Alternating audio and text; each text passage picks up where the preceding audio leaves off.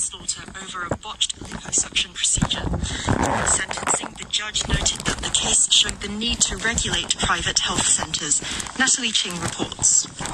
The jury in the case unanimously found Vanessa Kwong, who was 38, guilty of killing dance instructor Josephine Lee due to gross negligence. Josephine Lee, who was 32, fell into coma while undergoing liposuction performed by Kwon in the Jimsajo Beauty Parlor, Regrowth Hair Transplant Center, and died on June 26, 2014.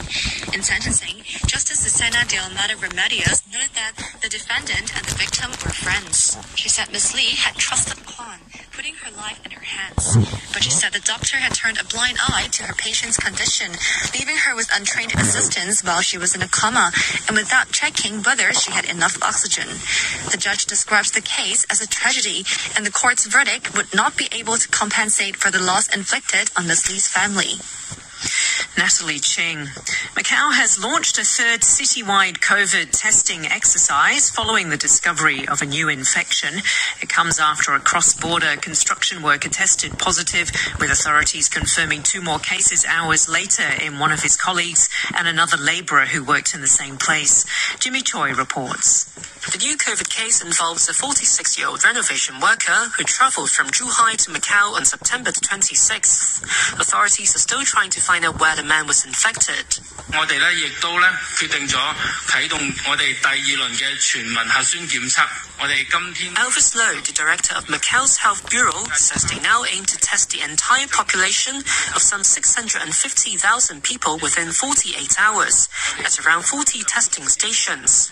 In light of the new COVID case, the authorities have also halted a plan to lift the 14-day quarantine requirement for travellers entering Zhuhai from Macau. People already preparing to go to the Guangdong city have been urged to scrap their travel plans. The Macau authorities have also suspended a plan to reopen primary and secondary schools. Locally health officials have confirmed 4 new imported cases from Indonesia, Egypt and the Philippines. They were all fully vaccinated. The Society of Hospital Pharmacists says a new drug for COVID-19 could help relieve the burden on hospitals here if the city sees another outbreak of infections.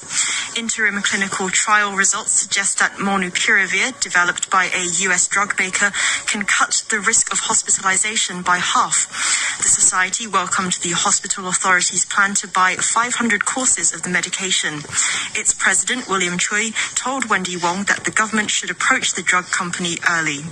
Hong Kong now is zero case at the moment.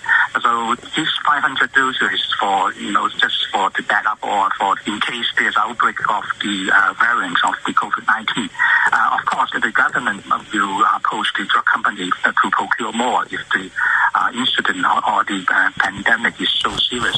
So this is a good start, but I don't think the government just wait and see because it is too late. Because many countries they are already started to procure more the new drugs. So which group of patients can benefit from the new medication? This drug is especially for patients had laboratory confirmed mild to moderate COVID-19 with symptom onset within 5 days. And also these patients had at least one risk factor. What we call risk factor means that for example, a patient with obesity, diabetes, disease, all these patients are high-risk groups. So the drugs is so good that because it reduces the hospitalization and also the death by approximately 50%, means that we can reduce the hospitalization of these confirmed cases by 50%. So the demand of the healthcare system can reduce by 50%. So this is very important to the current situation. Do we know how this medication works and why is it so effective? In fact, this drug is investigational oral antiviral medication. Initially, the drug was used to treat the influenza virus. Now they use these drugs for treatment of COVID-19. The mechanism of the drug is actually a ribonucleotide analog. In order to stop the replication of the COVID-19 virus. So this is not a new mechanism, but this is very effective, and also this mechanism is very simple because it's not only used for the treatment of influenza, but also COVID-19. So this is what we call the broad spectrum spectrum antiviral drugs. But it costs like more than 5,000 Hong Kong dollars per dose, right? Is it too expensive? 5,500 is about Hong Kong dollar 500 for the whole course, 5-day course. It's not per dose. But compared with the remdesivir, for example, the cost is about 15,000 per course. So it's much lower than the remdesivir, which is a injectable drugs where we use in Hong Kong. So I think this is oral drugs. Compared with the remdesivir injection, it's only 1/3 of the cost of the remdesivir. So I don't think it's very expensive if you compare to other medication for life-threatening. So I think it's a good approach to procure at least 500 doses at the moment and see whether there's outbreaks of the variants of the COVID-19. If not enough, I think the Hong Kong government will approach the drug company for further procurement. That was William Chui, the president of the Society of Hospital Pharmacists, speaking to Wendy Wong. Meanwhile, University of Hong Kong microbiologist Ho Pak Leung says although the interim results are encouraging, trials for the drug are still incomplete. He says the government should adopt a cautious approach and wait for more information. The Hong Kong Cancer Registry has raised concern about the growing cancer risks facing women. It says women could soon overtake men in new cases. It said a record number of people, over 35,000, were newly diagnosed with cancer in 2019, an increase of around 3% compared to the year before. The director of the Hong Kong Cancer Registry, Wong-Kam Hung, says the increase in new cases is linked to the city's aging population, but he noted that the risk was rising for women but stabilizing for men. We know that there are many factors, something like lifestyle change, obesity, but the exact causes needs further investigation, especially by means of epidemiological studies or supplemented by some laboratory tests to find out the exact factor that need to increase in the risk to get cancer in women. And now lung cancer has become the most common cancer among new patients, taking the top spot from colorectal cancer. Dr. Wong was asked if this is partly due to the decrease in new colorectal cancer cases thanks to the government's screening scheme. Just from the observation, it may be related to the implementation of the colorectal cancer screening program. Now, if we can copy the experience from the United States has already implemented the kind of screening program for many years, and we found that the incident have been declined significantly over the past decades. And I hope that our Hong Kong society can have some kinds of good results from the screening program. That's the director of the Hong Kong Cancer Registry, Dr. Wong-Kam Hung. The Hong Kong Birdwatching Society has warned the government against developing country parks as a means to solve the city's housing shortage, given their ecological importance. The society reviewed the city's conservation efforts in the past decade and found that 14 out of the 20 goals set under the Convention on Biological Diversity, including slowing the rate of loss of habitats and protecting endangered species, hadn't been met. But Deputy Director Wu Ming-Chuan says the improvements that have been made were a result of maintaining the city's country parks and protected areas.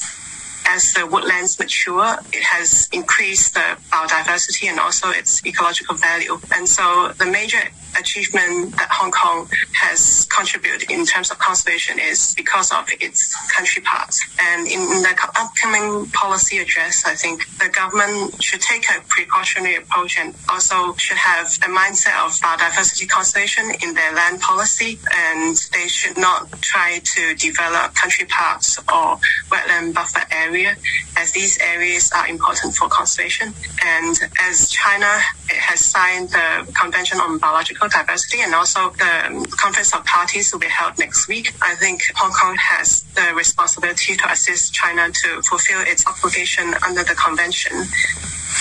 The U.S. Trade Representative says China has failed to uphold commitments agreed under a trade deal last year. In the first major sign of how President Biden will tackle the trade tensions with China, Catherine Tai outlined the U.S. strategy for working with Beijing. For years, the world's two biggest economies have imposed tariffs on more than half of what they sell each other. Speaking in Washington, Catherine Tai said the U.S. would defend its economic interests. I am committed to to working through the many challenges ahead in this bilateral process in order to deliver meaningful results. But above all else, we must defend to the hilt our economic interests. And that means taking all steps necessary to protect ourselves against the waves of damage inflicted over the years through unfair competition. We need to be prepared to deploy all tools and explore the development of new ones, including through collaboration with other economies and countries. The BBC's Jonathan Josephs has more details on America's plans. Catherine Tai said that she was going to put more effort into enforcing the Trade One deal that was agreed between President Trump and the Chinese back in January 2020. There's also this idea of a tariff exclusion process, which means that American businesses that have suffered for the tariffs that the US has put in place may not suffer any longer. Tariffs may be moved to other products where it's less of a problem. New things will be on the table, things like strategic concerns about subsidies that China allegedly gives to some of its industries, and things like intellectual property theft. And there's also more of a desire to work with allies such as the European Union in tackling China's behavior on trade. The world's two biggest economies obviously now in some ways held back by these tariffs that are so widespread. They have had some of the effect, of course, that President Trump wanted them to have, which one point was to reduce the trade deficit between the US and China. That's the gap between what they sell each other. President Trump saw that as unfair, and it has fallen. But trade overall between the two has fallen, and obviously the pandemic has had a role to play in that too. We've heard from the US-China Business Council since this speech, and they said that they want to see these tariffs removed. They also want more focus on getting better market access for their companies in China. So those tariffs are still crucial, but no sign of them moving. President Biden has called his Republican opponents in Congress reckless and dangerous for refusing to join Democrats in raising the U.S. debt limit. Defaulting on the debt, he said, would result in a self-inflicted wound. Mr. Biden said the debt limit had to be raised partly because of what he called the reckless policies of the Trump administration. He had this message for Republicans. The meteor is headed to crash into our economy. Democrats are willing to do all the work stopping it. Republicans just have to let us do our job. Just get out of the way. If you don't want to help save the country, get out of the way so you don't destroy it. The federal government has about 2 weeks to reach a deal on its $28.4 trillion debt ceiling or face severe economic consequences. The world's three leading social media and messaging platforms, Facebook, WhatsApp and Instagram, have all gone offline for users around the world. The outage could have been triggered by a configuration error, which could be the result of an internal mistake. Scott Helm is a cybersecurity expert. It looks like this could well be a mistake that Facebook have made in taking their own services down, and it's taking them a lot longer than people thought to bring those services back online. All of the indications so far look to be that this is something to do with BGP. The Border Gateway Protocol is like the map of the internet, and different companies publish the routes on how to get to their servers to access their services. And it looks like Facebook have withdrawn all of those routes, so right now nobody knows how to get to Facebook services. It seems like somebody actually needs to go to the servers to fix this. The news of the Pandora Papers broke just over 24 hours ago, but with almost 12 million documents in the leak, it's no wonder people are still finding things to talk about. In recent hours, a number of world leaders have come out to say they've done nothing wrong in the face of leaks indicating vast amounts of hidden offshore wealth.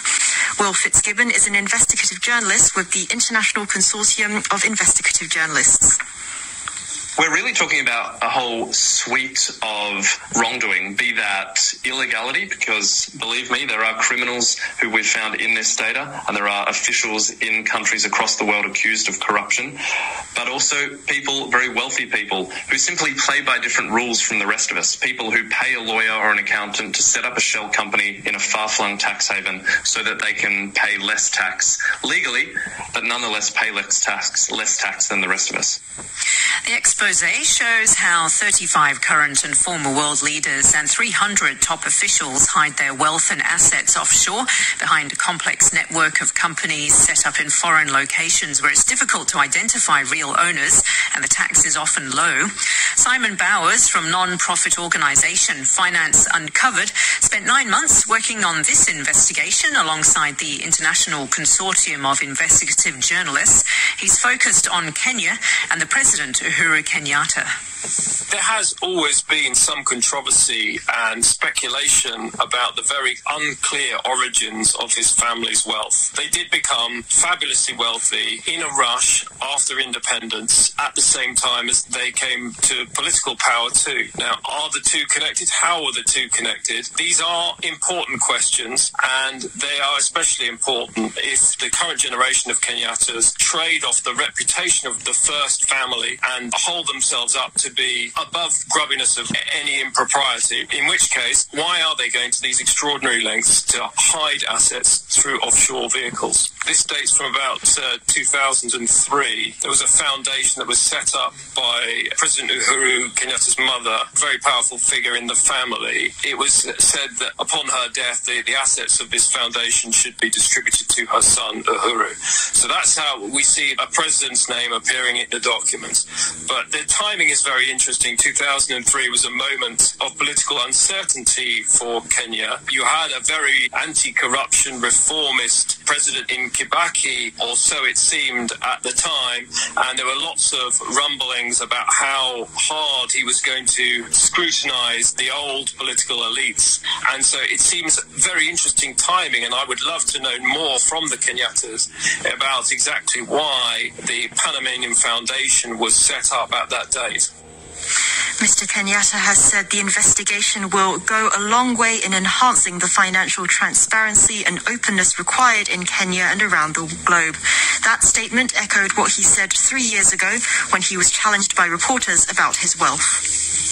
I've always said, if there is an instance where somebody can say that what we have done or obtained has not been legitimate, say so. We are ready to face any court. And if you can't explain yourself, including myself, then I have a case to answer. This is something I'm committed to, and it's something I am determined to leave as my legacy in this country. Fight against corruption and transparency, and to ensure that the nation's resources are used in the best interest of the people of the Republic. So how are these revelations being seen in Kenya? Kimani Mbugua is a reporter with the news website kenyans.co.ke. It is very interesting, especially for a lot of social media users, because that's the first way they got to access the story. Based on the reporting that was done by Africa Uncensored, they released a video less than 12 hours ago, and it has almost 200,000 views in that period. So I would say a lot of people are interested. Wall Street has ended sharply lower as investors dumped big tech and other growth stocks, while concerns about a potential US government debt default also eroded confidence. Facebook, the fifth most valuable company, slumped after its app and its photo-sharing platform Instagram were down for thousands of users. The Dow fell 0.9% to 34,002.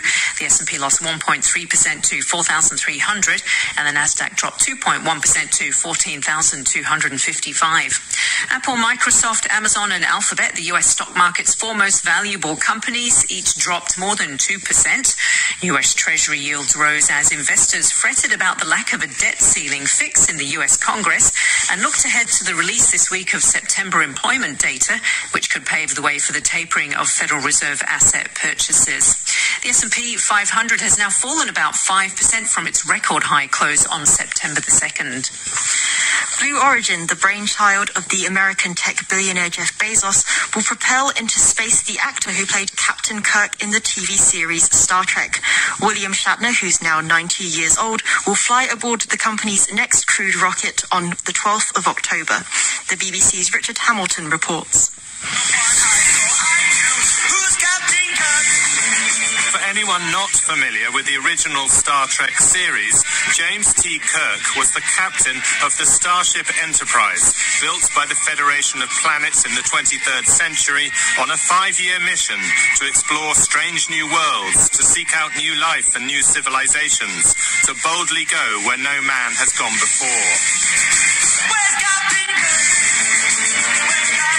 William Shatner, who played Captain Kirk, is reappearing aboard the Blue Origin's rocket, but his latest mission will be a lot less than 5 years, about 10 minutes, and will take him just beyond the Kármán line, 100 kilometers above sea level, where he's unlikely to encounter any Klingons. In a statement, the Canadian actor, who will be the oldest ever astronaut, said, "I've heard about space for a long time now. I'm taking the opportunity to see it for myself." If successful, he'll also become the first Star Trek actor to reach the final frontier, with the important caveat, while living. What is it? He's turned the engines off. Completely cold. It'll take 30 minutes to regenerate them. Ship's outer skin is beginning to heat, Captain. Orbit plot shows we have about 8 minutes left. Scotty, I can't change the laws of physics. The ashes of his fellow Star Trek actor James Doohan, who played the chief engineer Scotty, were smuggled aboard the International Space Station in 2008 by a private astronaut and are said to remain under its floor cladding, having orbited the Earth more than 70,000 times. Jeff Bezos took off on Blue Origin's first crewed flight in July from its base in Texas. The company is currently competing in a 21st century space race with Elon Musk's SpaceX and Richard Branson's Virgin Galactic to develop commercial spacecraft, make tourism cheaper, and to boldly go where no billionaires have gone before. As the risk of severe disease and death from COVID-19 increases with age, vaccines are highly recommended for the elderly. Common side effects are usually mild and temporary. Experts advise that those who have had flu shots before can safely receive COVID-19 vaccines. Even if you have a disease, you should get vaccinated as long as your condition is stable. Just staying home doesn't mean you're free from the risk of infection. Protect yourself. Get vaccinated early.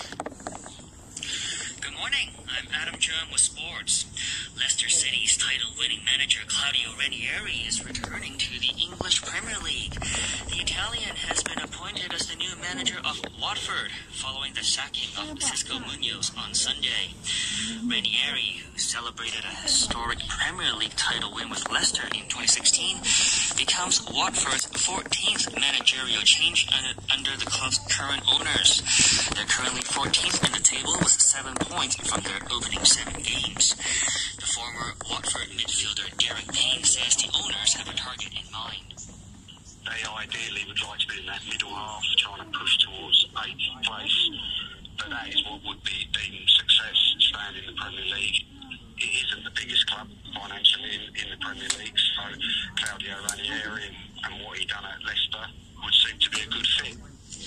After being sacked by Leicester, Ranieri had short spells with Nantes, Fulham and Roma before joining Sampdoria, whom he left at the end of last season. The Italian football expert James Horncastle explains what kind of manager Watford will be getting. Well, I think if you were to leave all the history Ranieri has made aside and judge him on his last 2 jobs alone, it would appeal to Watford because, Roma, his hometown club, he went back in an hour of need when they had just been knocked out of the Champions League. The sporting director left. They were at civil war with the director Francesco Totti, obviously legend of the club. De Rossi, the captain, was also not having his contract renewed, and he stabilised things. 9 games unbeaten at the end of the season, 5 clean sheets, and was thanked by the crowd. Sampdoria is much more comparable to what he walks in to at Vicarage Road with Watford in that Samp. We're down in the bottom 3 in Serie A when he came in, seemingly without a prayer, and he not only kept them up with games to spare the next season, he took them into the top half of the table. I think that's exactly, that would be actually exceeding the expectations of Watford fans. On to cricket now. The England and Wales Cricket Board will meet later this week to decide whether the men's Ashes Tour can go ahead later this year. The players have been given a presentation on the COVID conditions that they'll face in Australia. More details from the BBC's Alison Mitchell. I understand the England Test players were briefed last night via video call involving ECB and Cricket Australia as to the plans that are proposed to be put in place for the team, both in terms of their arrival, their quarantine, the question of families, and of course their freedoms or otherwise once the series gets underway. They're going to be given some time to discuss that with their families before a squad is named, because we've got a team departing to the UAE for the World Cup. Some of those are Test players. Some have got on a plane not knowing if they're staying away for 4 weeks or for 3.5 months and over Christmas, and players will be given a chance to opt out. The Australia captain Tim Payne has insisted that the Ashes will go ahead even if some England players decide not to travel. And finally, in NFL football, Tom Brady of the Tampa Bay Buccaneers has made a winning return to Foxborough by beating the New England Patriots in Week 4 of the season. Nick Folk missed a 56-yard field goal attempt and it finished 19-17 for the Bucs. The Super Bowl champions improved to 3-1. Today, the Las Vegas Raiders look for a 4th straight win to start the season when they visit the 2-1 LA Chargers. And that's Look at Sports. Thanks, Asim. And now it's time for a look at the weather. Mainly fine, apart from isolated showers at first. Hot and dry during the day. Moderate to fresh easterly winds, occasionally strong offshore at first. The temperature is currently 29 degrees, with the relative humidity at 76%.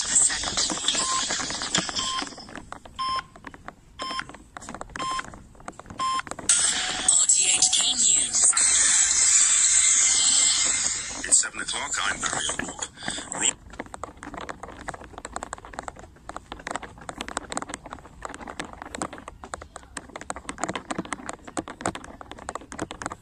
Users around the world overnight. Facebook said it was working to fix the issues, but there's been no explanation of why the world's most popular social media and messaging services suddenly went dark. President Biden has called his opponents in Congress reckless and dangerous for refusing to join Democrats in raising the U.S. debt limit. He said defaulting on the debt would lead to a self-inflicted wound. Mr. Biden criticized Senate Republicans who twice blocked action to raise the debt ceiling. Not only are Republicans refusing to do their job, they're threatening to use their power, to prevent us from doing our job, saving the economy from a catastrophic event. I think, quite frankly, it's hypocritical, dangerous, and disgraceful. Their obstruction and irresponsibility knows absolutely no bounds, especially as we're clawing our way out of this pandemic. The U.S. Trade Representative Catherine Tai has accused China of failing to uphold all of its commitments under a trade deal reached with the U.S. last year. In a speech delivered in Washington, Ms. Tai said the world's 2 largest economies would soon engage in direct trade talks. This bilateral relationship is complex and competitive. President Biden welcomes that competition to support American workers, grow our economy, and create jobs at home. He believes we need to manage the competition responsibly and ensure that it is fair. The government is questioning the oaths of 16 district councillors who swore allegiance to the SAR yesterday afternoon. They include Sai Kung's Ricky Orr, who's been charged with violating the national security law, and Raymond Lee, who chairs the Sha Tin District Council. They have to respond in writing to the oath administrator, Home Affairs Minister Casper Choi.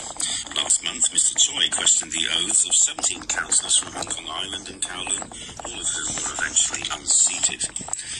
The European Medicines Agency has recommended that people with severely weakened immune systems may be given an extra dose of the Pfizer and Moderna vaccines at least 28 days after their second dose. The BBC's Anna Holligan has more. People with serious immune disorders can be given the extra shot after studies found it increased the body's ability to produce antibodies against the virus that causes COVID-19 in recent organ transplant patients with weakened immune systems. For the general population, the EMA's Human Medicines Committee found that Pfizer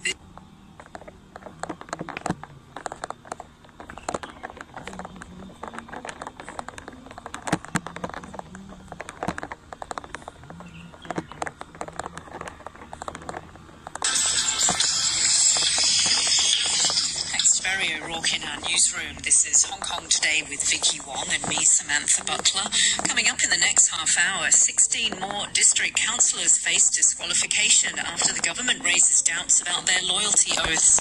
We hear from Greenpeace, which wants more aggressive policies on climate change in Wednesday's policy address.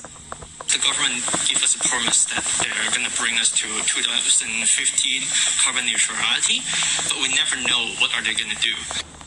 And a pacemaker for the brain is trialled in the US. But first, 16 more district councillors face disqualification after the government raised doubts about the oaths they took yesterday. It was the third such oath-taking ceremony after councillors from Hong Kong Island and Kowloon side swore allegiance to the SAR government and to uphold the basic law under new loyalty rules. So far, 17 councillors have lost their seats after their oaths were deemed invalid by authorities. A fourth and final ceremony takes place this Friday. Damon Pang reports. 50 district councillors from Tai Po, Sai Kung, Sha Tin and North District pledged their allegiance before the oath administrator Caspar Choi in the third oath-taking ceremony held by the government. However, the oaths of 16 district councillors have been called into question, with the councillors asked to submit information to Mr. Choi.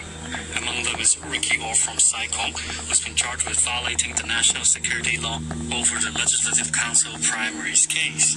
He said after the oath-taking ceremony that it was his duty to take the oath. The oath of the chairman of the Sha Tin District Council, Raymond Lee, was also called into question. He said after the ceremony that he believed he would be disqualified, but took the oath anyway, saying it's his election pledge to serve his full 4-year term. We take the oath to do all we can to serve the public until the very last moment. 3 other councillors, Chan Lau Hang and Chan Pui Ming from Sha Tin, as well as Yu Chen Ling from Sai Kung, announced their resignations ahead of the oath-taking ceremony. Of the 79 councillors from Hong Kong Island and Kowloon who took their oaths last month, 17 were disqualified after Mr. Choi raised questions about the oaths and then subsequently ruled them invalid. The fourth and final batch of councillors from Yuen Long, Tuen Mun, Tsuen Wan, Kwai Ching and the Islands District will take the oath to uphold the basic law and bear allegiance to the SAR on Friday. Damon Pang. The Hong Kong Cancer Registry has raised concern about the growing cancer risks facing women. It says women could soon overtake men in new cases. Wong Yun-ting reports. According to the registry, the number of new cancer cases here in Hong Kong hit a record in 2019, exceeding 35,000. The director of the Hong Kong Cancer Registry, Wong Kam Hong, said the rise in new cases was linked to the city's aging population.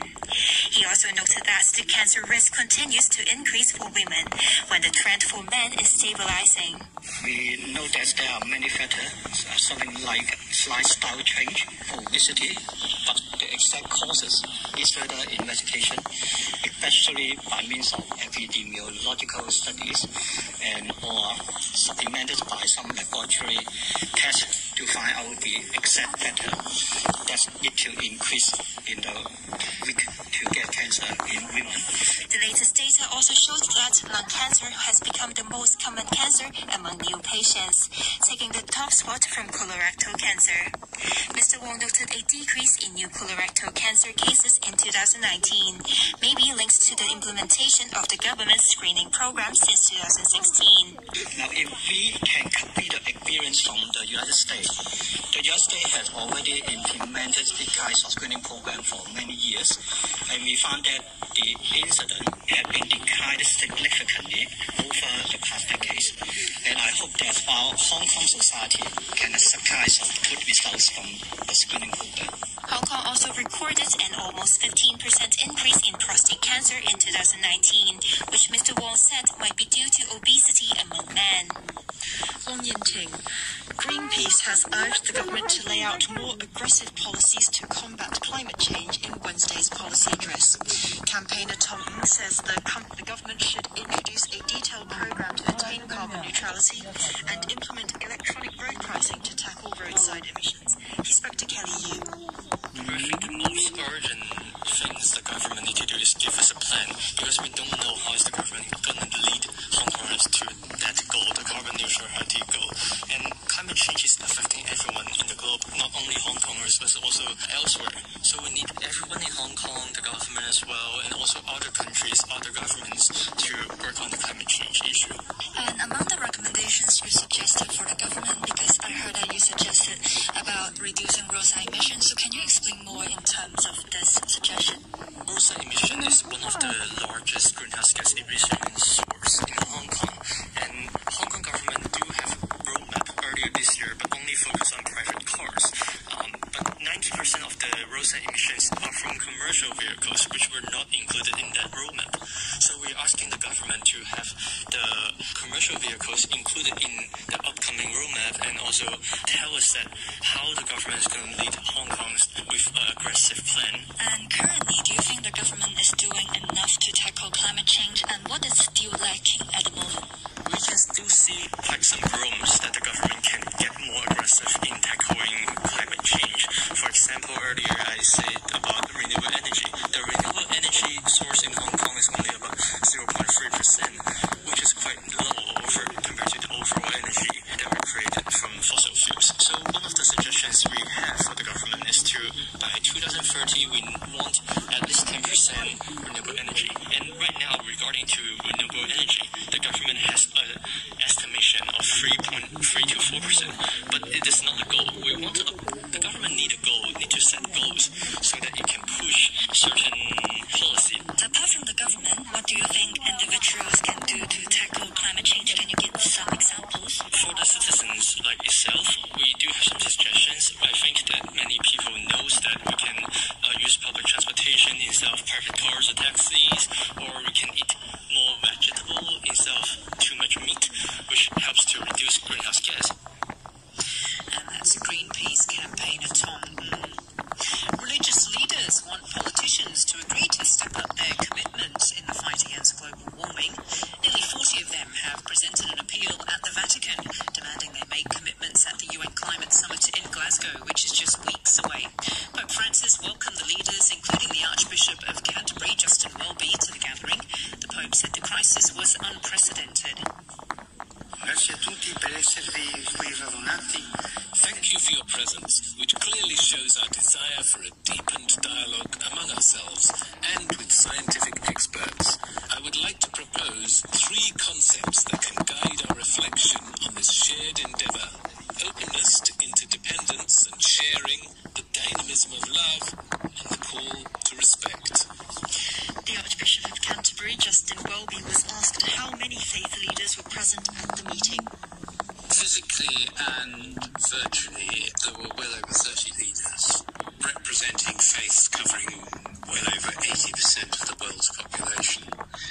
So it was a really very extraordinary meeting. What was being discussed was a document that had been worked on for some time, an appeal to the leaders at COP26 to take the necessary action to hold the 1.5 degrees Celsius target and to take the necessary individual, corporate, international and governmental actions. It is virtually an unprecedented getting together of religious leaders with one single purpose ahead of such a major and crucial meeting as the one in Glasgow.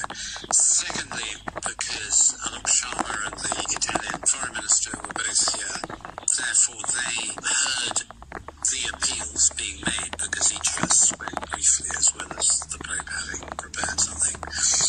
And thirdly, because this is an extraordinary meeting for an extraordinary time, we also had the scientific input from the Pontifical Academy of Science and the unquestionable threat to so many people who were spiritual leaders whose people are facing life and death as a result of global warming, not just in 30 years, but now. The church has, or the churches, the Christian churches, have an absolutely extraordinary network around the world of over 2 billion people. So what they can do is education. We are all involved in schools and universities and further education colleges and so on. Health issues, disaster management, for instance. Anglicans in the Philippines have put together a model of dealing with disaster disaster management following cyclones, which is now being picked up by the Philippine government. Mobilisation of individuals at the grassroots, at the middle level, and at the top level. I mean, the list could go on and on. It is an extraordinary network with a capacity to change not out of self-interest, but out of a passion to serve God in Christ, to do the right thing by God's creation. That's the Archbishop of Canterbury, Justin Welby. The US Trade Representative says China has failed to uphold commitments agreed under a trade deal last year. In the first major sign of how President Biden will tackle the trade tensions with China, Catherine Tai outlined the US strategy for working with Beijing. For years, the world's two biggest economies have imposed tariffs on more than half of what they sell each other. Speaking in Washington, Ms. Tai said the US would defend its economic interests. For too long, China's lack of adherence to global trading norms has undercut the prosperity of Americans and others around the world. In recent years, Beijing has doubled down on its state-centered economic system. It is increasingly clear that China's plans do not include meaningful reforms to address the concerns that have been shared by the United States and many other countries. Kellyanne Shaw was the Deputy Director of the National Economic Council under President Trump and was his lead advisor on trade and investment. At a top level, I think it was very important for the Biden administration to say something about what their plans were vis-a-vis the U.S.-China economic relationship. I do think that at a high level, the thesis of the speech was that the status quo will remain the status quo, at least in the short and it sounds like medium term as well. She discussed a couple of things, China's performance on the Phase 1 agreement. The Phase 1 deal was what was reached between China and the Trump administration. So after years and hundreds of millions of dollars worth of tariffs and retaliatory tariffs, the two sides were able to agree to a set of substantive commitments by China on a range of issues, including intellectual property, forced technology transfer, and market access, along with these purchasing commitments in exchange for a truce on the escalating tariff war. That's Kellyanne Shaw, who was the Deputy Director of the National Economic Council under President Trump. It's just gone 7:15. You're listening to Hong Kong Today. In the US, a trial has begun in Ohio of some major pharmacy chains who are being sued by some counties over their role in the opioid epidemic. It's the first time pharmacies have been asked to answer questions in court. Chris McGreal is covering the trial for the Guardian newspaper and is the author of American Overdose, the opioid tragedy in 3 acts. The plaintiffs are arguing that the pharmacy chains didn't do due diligence around the country in dispensing opioid painkillers written by prescription by doctors, that although the doctors these may have been legal prescriptions, in effect they were in many cases illegitimately filled out. They allege that organised crime became involved, and they also allege that many people who became addicted to the drugs were getting illicit prescriptions, and that it was the pharmacy's duty not to fill those prescriptions. He also explains how the pharmacies have been defending themselves in the case. So they're saying, how are we supposed to judge whether this person is fit to have a prescription? The plaintiffs argue a couple of things. One is that the law is quite clear on this under Drug Enforcement Administration regulations. The pharmacies are supposed to check whether a person receiving a prescription has received too many previous prescriptions, for instance, or shows signs of being addicted to drugs. In other words, they can't just hand over the opioids and say nothing to do with us. It's also true that in some parts of the country there were so-called pill mills where doctors were churning out masses of prescriptions, and some people were getting prescriptions several times a week. And pharmacies in those areas, the plaintiffs say, would surely have noticed that this was not normal, that they shouldn't be handing out this level of opioids, and that some doctors were writing prescriptions that were way above what was normal, and that in the natural course of events, ordinary pharmacists would have noticed that something was wrong. That was Chris McGreal, a journalist for The Guardian and the author of American Overdose, the opioid tragedy in 3 acts. This This year's Nobel Prize for Medicine has been won by two scientists who made groundbreaking discoveries about exactly how humans sense heat, cold, and touch. Research by the American professors David Julius and Ardem Partaputian is being used to develop treatments for a wide range of conditions and could pave the way for new painkillers. Patrick Ernfors of the Nobel Committee highlighted their discoveries of receptors for temperature and touch. The work by David Julius and Ardem Partaputian has unlocked one of the secrets of nature by explaining the molecular basis for sensing temperature and mechanical force. This represents a foundation for our perception of temperature, heat pain, touch, and the location and movement of our body called proprioception.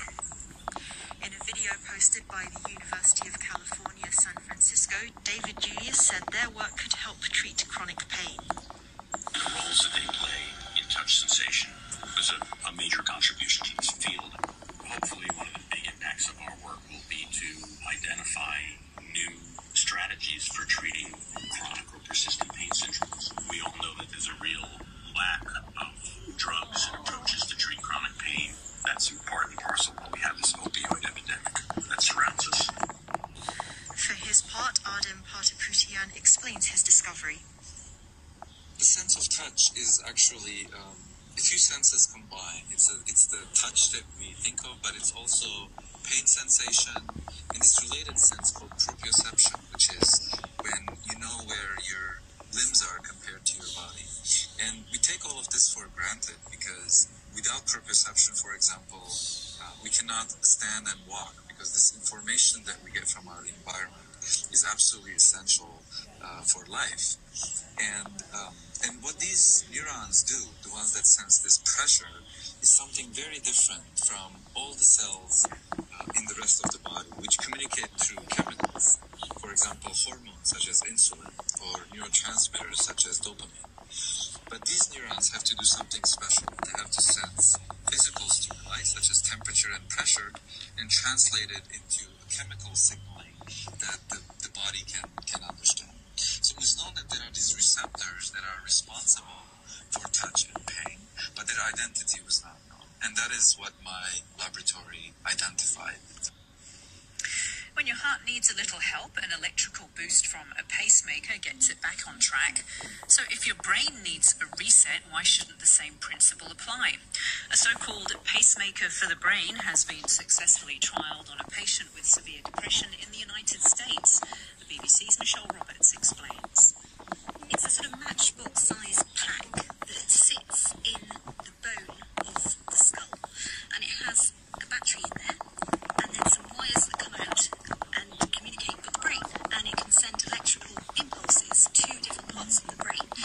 And the idea of this is to help her depression. She's had depression for a good 5 or more years, tried lots of different treatments, antidepressants, even ECT, conventional shock therapy, with no success. So the researchers were trying to look at whether there was a different way of approaching this. This gadget that they've got has been used for other things like epilepsy before.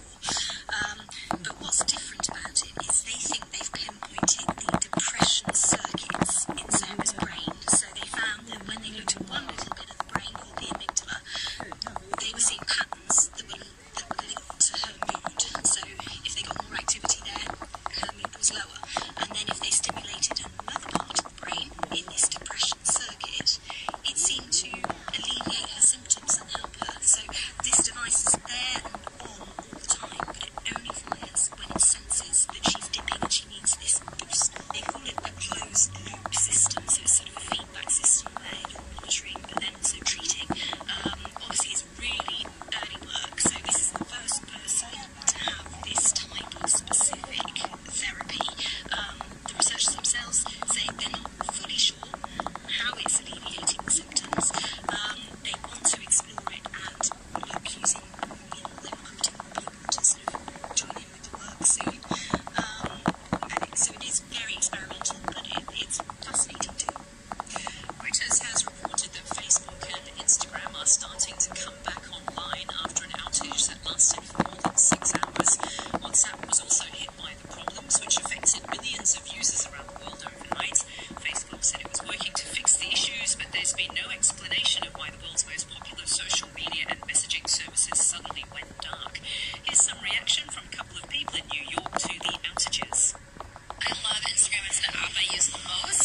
for my job, so professionally it's definitely a setback, and then personally I just am always on that app, so it sucks, of course.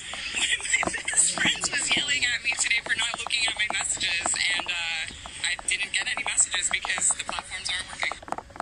The Glastonbury Music Festival, one of the biggest in the world, has announced one of its headline acts for the next year, and she'll be the youngest ever performer to top the bill. Billie Eilish, who sings the theme to the new James Bond film, will be 20 when she performs to thousands in the southwest of England next summer. Here's the BBC's Colin Patterson. Billie Eilish is still a teenager until December, but is ticking off some of the biggest British institutions. She's already sung the theme of the latest James Bond film. Now it's been announced that next year the Californian will become the youngest solo act ever to headline Glastonbury, beating David Bowie, who was 24 when he played the festival in 1971. Billie Eilish made her name at the age of 14 with her debut single, Ocean Eyes, recorded in her parents' house. Her songs, often with whispered vocals, have tackled subjects including anxiety, feelings of alienation, and body issues. Her honesty is what has helped her connect with young audiences. She made the Glastonbury announcement by posting a picture on social media of herself in a baggy Glastonbury hoodie, one of her trademark items of clothing, often taking a stand against the objectification of female pop stars. Last month, Time magazine named Billie Eilish one of the 100 most influential people on the planet. Over the weekend, whilst performing in Texas, she spoke out against new abortion laws in the state, saying that she was sick and tired of old men making restrictive legislation for women. One intriguing aspect of the Glastonbury announcement is that it opens up the possibility of the festival having 3 female headliners for the first time. As well as Billie Eilish, Adele has been teasing a new album, and Taylor Swift was scheduled to top the bill in 2020 before the event was cancelled due to the pandemic.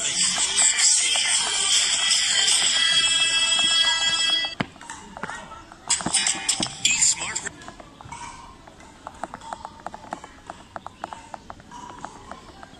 restaurants provide more fruit and vegetables dishes, which have fruit or vegetables as the main ingredients. Dishes marked as 3 less, which contain less fat or oil, salt and sugar, and the Eat Smart promotion for these healthy choices.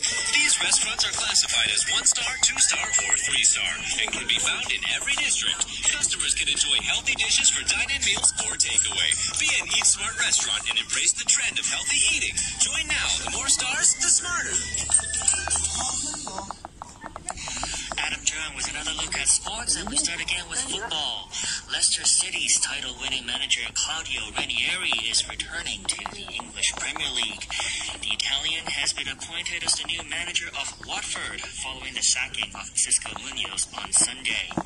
After leading Leicester to Premier League success in 2016, Ranieri now becomes Watford's 14th managerial change under the club's current owners. The former Watford midfielder Derek Payne says the owners have a target in mind.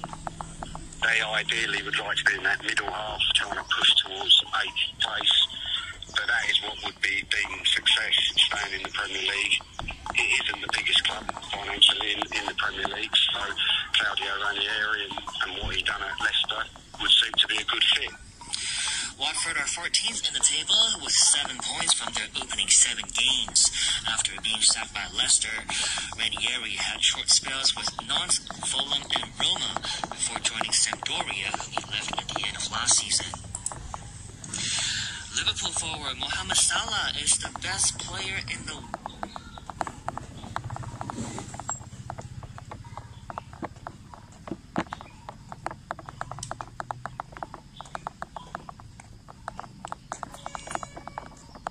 for 4 weeks or for 3.5 months and over Christmas, and players will be given a chance to opt out.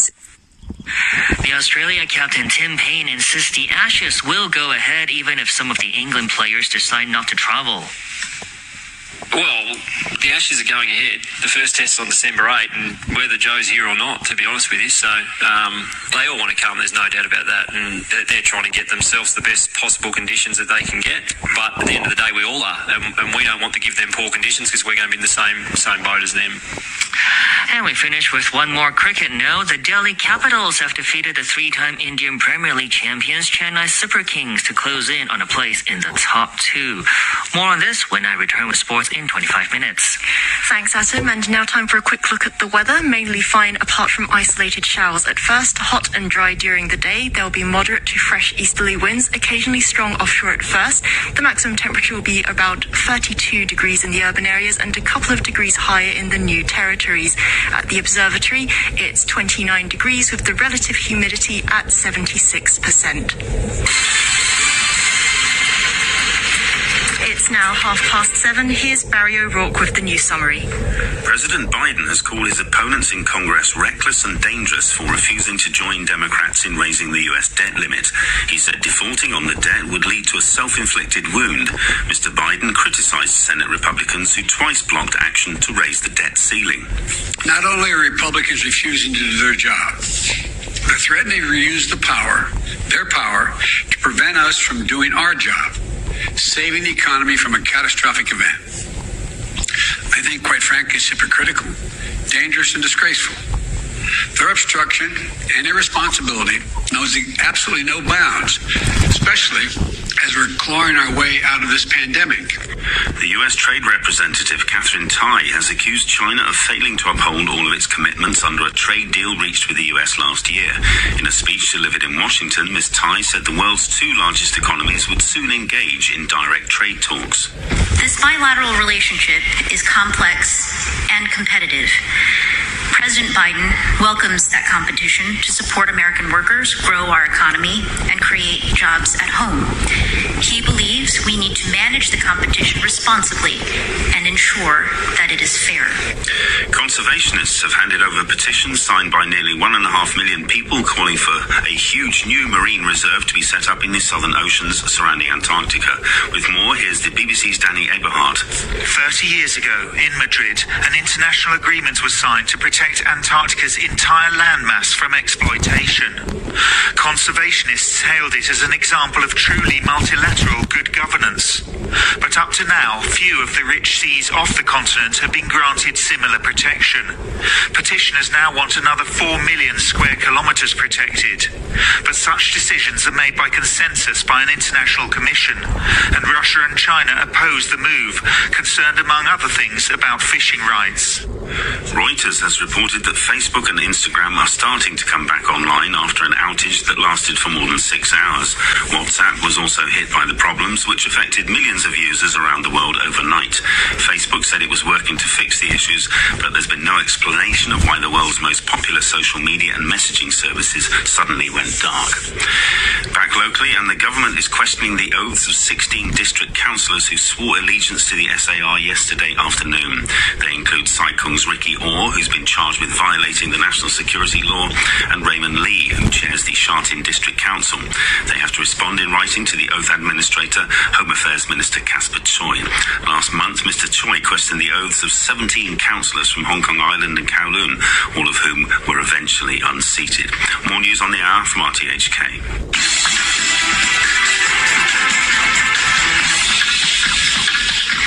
To Barry O'Rourke in our newsroom. This is Hong Kong Today with Vicky Wong and me, Samantha Butler. Still to come in the final half hour, we'll talk to the Hong Kong Birdwatching Society about the impact on biodiversity if the government develops the fringes of country parks for housing. The billionaire Czech Prime Minister's suspicious financial dealings are revealed in the Pandora Papers, and a boy's escape during the Holocaust is made into an opera. It was an English journalist in Brussels who told my story to the great composer Howard Moody. He said to me, "Your story is extraordinary." But First, Macau has launched a third citywide COVID testing exercise following the discovery of a new infection. It comes after a cross-border construction worker tested positive, with authorities confirming 2 more cases hours later in one of his colleagues and another labourer who worked in the same place. Jimmy Choi reports.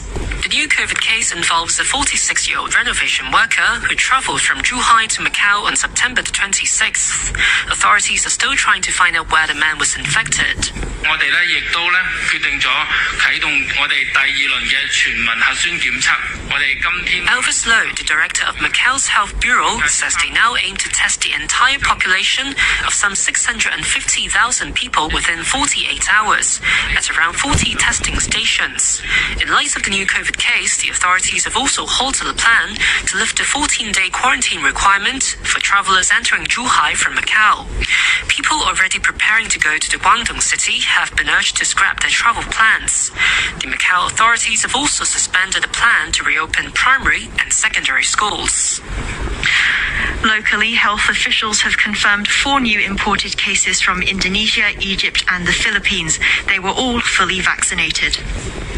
The Hong Kong Cancer Registry has raised concern about the growing cancer risks facing women. It says women could soon overtake men in new cases. It said a record number of people, over 35,000, were newly diagnosed with cancer in 2019, an increase of around 3% compared to the year before. The director of the Hong Kong Cancer Registry, Wong Kam Hung, says the increase in new cases is linked to the city's aging population. But he noted that the risk was rising for women but stabilizing for men. We know that there are many factors, something like lifestyle change, obesity, but the exact causes is further investigation, especially by means of epidemiological studies and or supplemented by some laboratory tests to find out the exact factor that need to increase in the risk to get cancer in women. And now lung cancer has become the most common cancer among new patients, taking the top spot from colorectal cancer. Dr. Wong was asked if this is partly due to the decrease in new colorectal cancer cases thanks to the government's screening scheme. Just from the observation, it may be related to the implementation of the colorectal cancer screening program. Now, if we can copy the experience from the United States has already implemented this kind of screening program for many years, and we found that the incident have been declined significantly over the past decades. And I hope that our Hong Kong society can have some kinds of good results from the screening program. And that's the director of the Hong Kong Cancer Registry. The Hong Kong Birdwatching Society has warned that the government risks losing biodiversity gains if it develops country parks for housing. The society has reviewed the city's conservation efforts in the past decade and found the city managed to meet only 6 of 20 goals set under the Convention on Biological Diversity. Its Deputy Director, Wu Ming-chuan, joins us on the line now. Good morning. Good morning. Tell us about your review of Hong Kong's conservation efforts. We've been using a set of indicators to track Hong Kong's nature conservation progress, and we've been doing this for the past 10 years. And we've now been using that set of data and also assessing it against the Aichi targets under the Convention on Biological Diversity. And we found that there's a lot of improvements that needs to be made. We've observed that the protected area network in Hong Kong is a key contributor to achieving some of the global targets, and we are actually leading the world in having 40% of the land as country parks. And the Environment Bureau and AFCD has been making effort to make a BSAP for Hong Kong. But at the same time, we've been seeing the government grabbing land for development, putting a lot of pressure, especially on agricultural land, green belts and country parks. This leads to habitat loss and also threatening the survival of native or even endangered species. And so there's an inconsistency within the government, and so that's why we recommend the government to adopt the whole government approach to ensure that nature conservation or biodiversity conservation doesn't lie in the hand of environmental authorities or even NGOs, but also other bureaus or works departments has to be involved, and such that Hong Kong as a whole and the government as a whole can work towards nature conservation also contributes to the conservation of biological diversity. And we also urge the government to have a comprehensive conservation policy. So it lines with the CBD's core objectives, which the CBD COP15 will be held next week. And also we have to take into account China's lessons in implementing their environmental policies. And under this policy framework, that the government should also develop the next 5-year BSAT for Hong Kong as well. And in the upcoming policy address, I think there are a lot of issues that are being raising, and we are really concerned about the priorities in land development, especially in the wetland buffer area, because the wetland conservation area and field buffer area are actually a very good system that was in place already, and they're contributing to our biodiversity conservation, especially for protecting the debate area, which is of a wetland of international concern. But I think people are saying that they're brownfield sites in the WBA, but actually these are there already back in the old days. And this planning system was in place to protect the area and the wetlands from further intrusion of any development. And so I think the government should actually strengthen the WCA and WBA system instead of relaxing its development. I think also what we've been going through now in COVID-19 has kind of reminded that that the nature itself is really important, and how we are connected with nature, and that we shouldn't go against nature and we should respect it. And so therefore we think that the government should give a higher consideration in nature conservation, and there should be a priority in use of land, and they should be stopped taking land from agricultural land and greenbelt and country parks, and so that the environment can sustain, and that to ensure we can live a better life in Hong Kong. And now you've talked about your fears about the buffer areas around country parks and wetlands that might be encroached on for housing. I mean, there's been quite a few hints dropped in the lead up to the policy address. How optimistic are you that these areas are not going to, that these areas will be left untouched? I think there is already quite a high hope for landowners already, and so that's why they have been brownfield sites for the past decade. So they haven't, the current system hasn't there weren't enough initiatives to kind of phase out these brownfield operations. But it doesn't mean that the system itself is not working. It is working quite well to stop development. It's that people are hoping to develop more, and so I think the government is going in the wrong way. So they should be recognizing the system itself, that it is still performing its conservation intention, and that they should be strengthened. It should be strengthened so that these brownfield operations can be phased out, and so not to encourage people to develop the area. And this should also not be an excuse. The current brownfield operation should not be an excuse for any developers or landowners to further develop the site, because what we're talking about here is the deep bay wetlands are serving 10,000 to 100,000 of water birds every year, and it is a really important wetland along the flyway, which goes from Russia to China and then Hong Kong to Australia. So to protect these birds and also to protect our environment, there should be more work should be done from the government. And there are also other lands available in urban areas which are formed and developed, and they should be considered first in the development of a city. When you talk about preserving biodiversity in Hong Kong, is it enough just to preserve the wetland country parks and the buffer areas? Is that enough? Apart from these areas, I think the agricultural land is also development. It's also important, like farmland.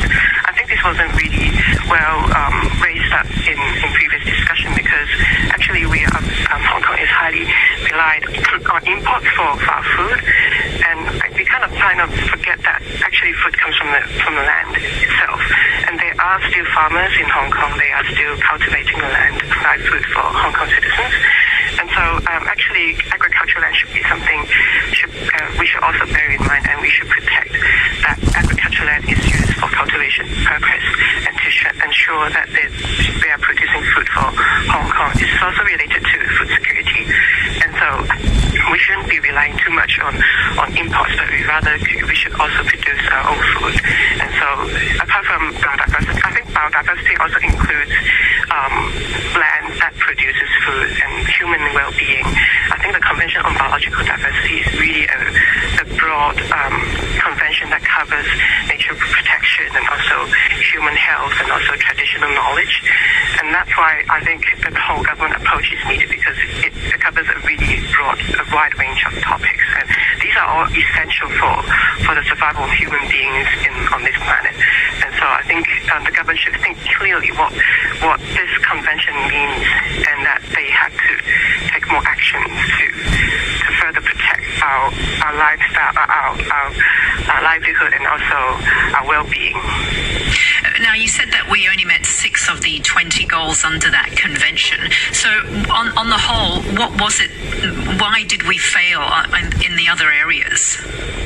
I think we performed similar as the global condition. I mean, the global assessment also only partly achieved 6 targets. I think both Hong Kong and the world are actually losing a lot of habitats and species, and that's what we are doing not well. And many of these losses are caused by development, and that because habitat loss is a major cause for losing our biodiversity. And so what we've been seeing in Hong Kong is that land is being taken, I'm not sure if I should use the term carelessly, without great thought about how nature conservation should be in line with these land policies. And I think we should put more effort in protecting our environment, and there should be a priority in the use of land, I think I should say, because the government is very keen to take land for housing development. And I think there should be a question asking, if we provide more land, would there be more housing, and would it reduce the number of people living in subdivided flats? Is it that simple? I think I'll leave these to experts to reply, but I don't think the logic is that simple. And even what we are worried is that even if we take more land, it wouldn't solve our social problems that we are currently facing. So actually nature conservation and solving some social issues that we have been facing they are not actually in conflict, but I think the government should actually solve problems at its root, but not just blindly taking land and just creating problems everywhere, and but not solving any of the problems that were created or that we've been experiencing now. Thanks a lot for joining us this morning. That's Wu Ming-Chuan, the Deputy Director of the Hong Kong Birdwatching Society. The Society of Hospital Pharmacists says a new drug for COVID-19 could help relieve the burden on hospitals here if the city sees another outbreak of infections. Interim clinical trial results suggest that molnupiravir, developed by a US drug maker, can cut the risk of hospitalization by half. The Society welcomed the hospital authorities' plan to buy 500 courses of the medication. Its president, William Choi, told Wendy Wong that the government should approach the drug company early. Hong Kong now is zero case at the moment. So this 500 doses for just for the backup or for in case there's outbreak of the variants of the COVID-19. Of course, the government will approach the drug company to procure more if the incident or the pandemic is so serious. So this is a good start, but I don't think the government just wait and see because it is too late. Because many countries they are already started to procure more the new drugs. So which group of patients can benefit from the new medication? This drug is especially for patients had laboratory confirmed mild to moderate COVID-19 with symptom onset within 5 days. And also these patients had at least one risk factor. What we call risk factor means that for example, a patient with obesity, diabetes, heart disease, all these patients are high-risk groups. So the drugs are so good that because they reduce the hospitalization and also the death by approximately 50%, means that we can reduce the hospitalization of these confirmed cases by 50%. So the demand of the healthcare system can reduce by 50%. So this is very important to the current situation. That was William Choi, the president of the Society of Hospital Pharmacists. Meanwhile, the University of Hong Kong microbiologist Ho Pak Leung says although the interim results are encouraging, trials for molnupiravir are still incomplete. He says the government should adopt a cautious approach and wait for more information. The US Trade Representative says China has failed to uphold commitments agreed under a trade deal last year. In the first major sign of how President Biden will tackle the trade tensions with China, Catherine Tai outlined the US strategy for working with Beijing. For years, the world's two biggest economies have imposed tariffs on more than half of what they sell each other. Speaking in Washington, Ms. Tai said the US would defend its economic interests. I am committed to working through the many challenges ahead in this bilateral process in order to deliver meaningful results. But above all else, we must defend to the hilt our economic interests. And that means taking all steps necessary to protect ourselves against the waves of damage inflicted over the years through unfair competition. We need to be prepared to deploy all tools and explore the development of new ones, including through collaboration with other economies and countries. The BBC's Jonathan Josephs has more details on America's plans. Catherine Tai said that she was going to put more effort into enforcing the Trade One deal that was agreed between President Trump and the Chinese back in January 2020. There's also this idea of a tariff exclusion process, which means that American businesses that have suffered for the tariffs that the US has put in place may not suffer any longer. Tariffs may be moved to other products where it's less of a problem. New things will be on the table, things like strategic concerns about subsidies that China allegedly gives to some of its industries, and things like intellectual property theft. And there's also more of a desire to work with allies such as the European Union in tackling China's behavior on trade. The news of the Pandora Papers broke just over 24 hours ago, but with almost 12 million documents in the leak, it's no wonder people are still finding things to talk about. In recent hours, a number of world leaders have come out to say they've done nothing wrong in the face of leaks indicating vast amounts of hidden offshore wealth. Will Fitzgibbon is an investigative journalist with the International Consortium of Investigative Journalists. We're really talking about a whole suite of wrongdoing, be that illegality, because believe me, there are criminals who we've found in this data, and there are officials in countries across the world accused of corruption, but also people, very wealthy people, who simply play by different rules from the rest of us, people who pay a lawyer or an accountant to set up a shell company in a far-flung tax haven so that they can pay less tax legally, but nonetheless pay less tax than the rest of us. One politician who came to power promising to fight corruption is the billionaire Prime Minister of the Czech Republic, Andrej Babiš. He failed to declare an offshore investment company used to purchase 2 villas for $17 million in the south of France. Speaking to reporters, the Prime Minister, who's facing an election this week, denied any wrongdoing and claimed he was the subject of a witch hunt. Je to načasované před volbami, aby se vlastně ovlivnila. This comes just before the elections in an attempt to influence the public and to discredit me. It's a 12-year-old affair.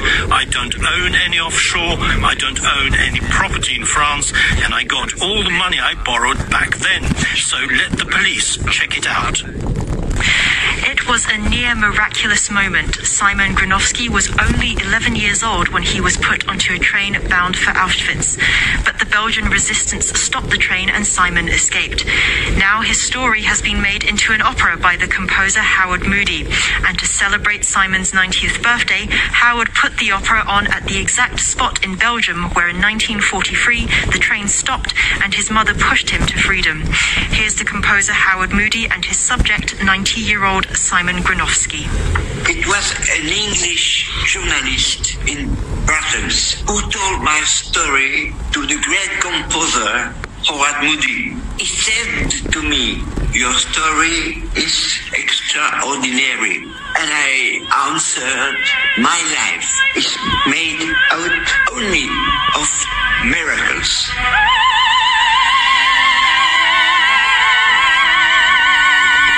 I turned So that's an incredible thing to say, that he can view his life so optimistically after what happened to him. There was the feeling in his story. It has all the elements of drama, of aggression, and of forgiveness. I was a little skeptical. An opera on my story. Is it possible? But he didn't. And it is a masterpiece of music, of lyrics, but also a major contribution in the struggle for peace, for tolerance, and against racism.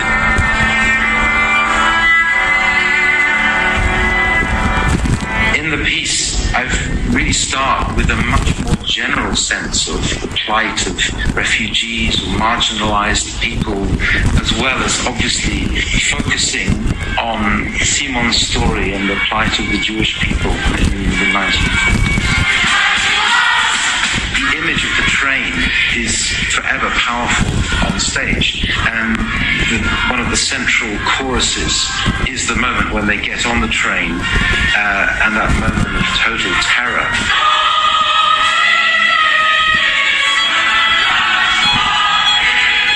I speak often in schools for the young people. Despite the tragic events of yesterday, I'm keeping my faith in the future because I believe in the human goodness and friendship. The Chief Executive will deliver her policy address on October 6. The full text and related publications will be available at Policy Address.